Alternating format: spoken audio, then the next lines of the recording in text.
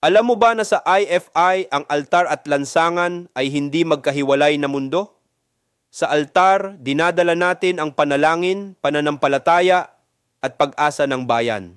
Pero sa lansangan, doon natin isinasabuhay ang mga panalangin na iyon sa pakikiisa, pagkilos at paninindigan para sa katarungan.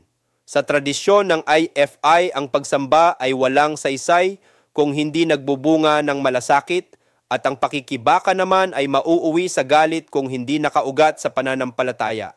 Magkasama ang altar at lansangan dahil ang Diyos na sinasamba natin ay Diyos din ng mga inaapi, ng mga nagdurusa at ng mga naghahangad ng pagbabago. Kaya't ang simbahan ay hindi lang lugar ng panalangin. Ito ay tahanan ng bayan at kasama sa laban ng bayan. Ako si Bishop Tonyo, obispong migrante sa Europa, at ito ang Araling IFI. Magsamba, mag-aral, maglingkod.